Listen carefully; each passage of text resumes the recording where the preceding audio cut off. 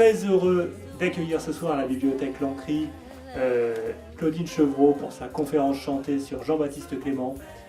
Voilà, tout ça c'est dans le cadre de nos animations sur la commune. Et les amoureux du soleil au cœur. La plupart des personnes connaissent Jean-Baptiste Clément par Le Temps des cerises, qui est une chanson à la note sentimentale, et par La Semaine sanglante, qui a été écrite sous le choc de l'écrasement de la Commune de Paris.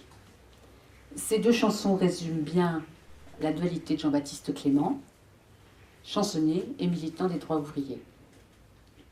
Des bruns et des blonds, toutes les promises s'en vont en dansant aux rouges cerises, rouges si bien qu'en les regardant, ça vous semble aux yeux des gouttes de sang.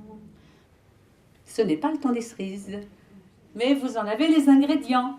En 1867, Jean-Baptiste Clément ne se sent pas encore concerné par la politique.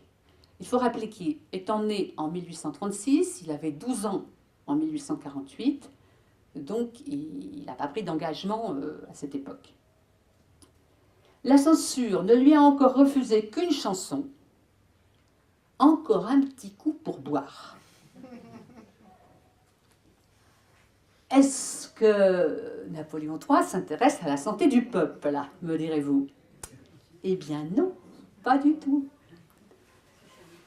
C'est qu'il est tout simplement interdit de mentionner la Marseillaise. Bien qu'il ait un style, la chanson ne le fait pas vivre. Alors sa plume bien fleurie de chansonnier se convertit en plume acérée de journaliste. Il publie La Lanterne impériale, puis La Lanterne du peuple, et inscrit peu à peu ses traces en politique. Qu'il se retrouve en prison à Sainte-Pélagie, dans le pavillon de la presse, où sont déjà nombreux les journalistes enfermés, tous les opposants à l'Empire. Et Jean-Baptiste Clément écrit avec humour à son receveur, qui lui réclame 518 francs, 35 centimes. Vous oubliez qu'en outre, on m'a fourré à Pélagie pour 1 an, et que je dois y vivre au jour le jour d'une tige de bœuf, d'une miette d'air, de sommeil et de bâillement, puisqu'il m'est formellement interdit de signer une brochure et d'écrire dans un journal. Vous voyez bien que jusqu'au 5 mars 1871, me voilà, bien malgré moi, dans l'impossibilité de vous verser le moindre petit Napoléon. Dans le Cri du peuple le 27 février, Jean-Baptiste Clément écrit « Le pain augmente et vous supprimez les 30 sous. L'ouvrier ne travaille pas depuis 5 mois, les ateliers sont fermés. Il ne manque plus maintenant que vous repreniez les pantalons à bandes rouges, les souliers et les vareuses que vous avez donnés. Comme tout, depuis la blouse de travail jusqu'à l'habit du dimanche, depuis le châle de la femme jusqu'au lange des enfants, tout a été mis au mont-de-piété. Vous aurez un peuple comme vous en rêvez, un peuple en guenilles, un peuple en sabots, que dis-je, un peuple nu, étalant au soleil les plaies vives du travail et du collier de misère. Le peuple au collier de misère sera-t-il donc toujours rivé?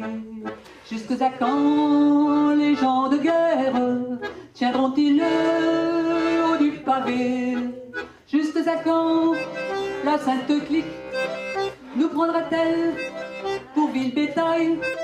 À quand enfin la République de la justice et du travail?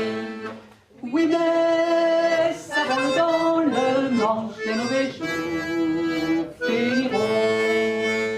Et gare à la revanche, quand tous les pauvres s'y mettront. Quand tous les pauvres s'y mettront. Jean-Baptiste Clément met en application la politique laïque de la commune par une circulaire adressée au directeur d'école du 18e arrondissement. On ne veut plus voir dans nos écoles ni tableaux, ni livres religieux, ni croix, ni statuettes représentant les saints. Bref, vous le comprenez, le règne de l'erreur est fini. Nous avons à propager la vérité et à la faire aimer. Que voulions-nous la liberté et le bien de l'humanité? Pour nous venger des chenapans, il nous faut faire des enfants, en faire des gaillards et de francs communards. Dansons la communarde et tenons bon, et tenons bon. Dansons la communarde et tenons bon, nous tenons. Clément, également fils de meunier, grand marcheur dans les campagnes, donc ne pouvait que faire de belles chansons sur la condition paysanne. La chanson du semeur.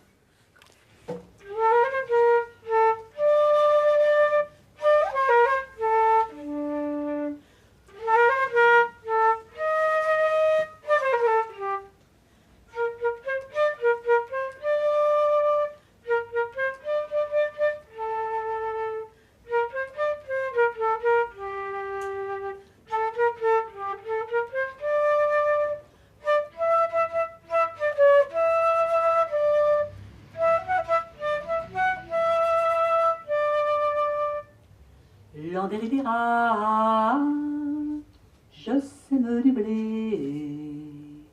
Qui le mangera? Qui le mangera?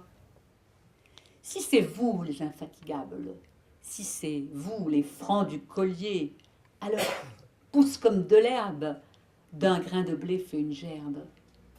Sur le plan politique, à son retour d'exil, Jean-Baptiste Clément participe à de nombreuses réunions. Il collabore à différents journaux pourvu qu'on le laisse parfaitement libre d'écrire ce qu'il veut. Mais son gagne-pain de journaliste n'est pas plus assuré que celui de chansonnier. Il part en mission dans différentes régions de France pour aider à constituer des syndicats. Lors d'une de ses tournées, auprès des ardoisiers en grève à Trélazé dans le Maine-et-Loire, il chante Au loup, dont il a écrit lui-même la musique, faute de compositeur. Avec sa neige froide et blanche, la terre est d'une pâleur de mort. Le loup tortillant de la hanche fait la chasse au gibier qui dort.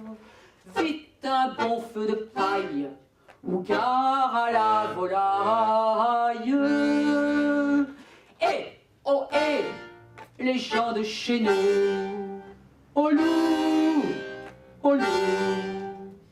Ce que je cherche, à bout d'espoir, sous ces pavés, sous ces ruines, à même ce sang rouge et noir, parbleu, tu le devines, c'est un gaillard, et l'un de ceux qui n'a jamais eu froid aux yeux.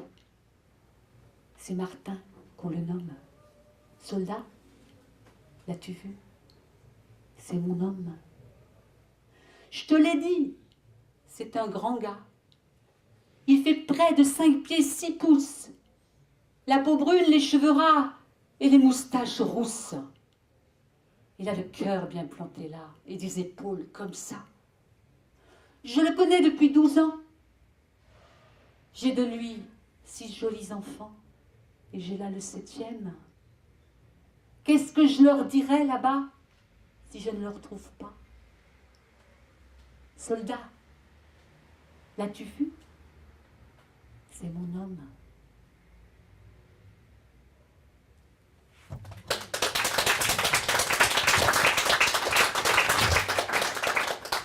Ce texte a été publié pour la première fois dans le recueil Chansons en 1885.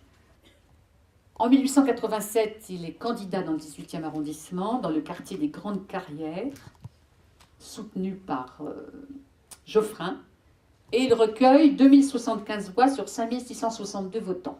Et il part s'installer dans les Ardennes, où il continue le travail militant, et notamment, il va aider à constituer une liste ouvrière à Rimogne, avec les ardoisiers, et donc ce sera une liste intégralement ouvrière de 16 noms et qui passe au premier tour.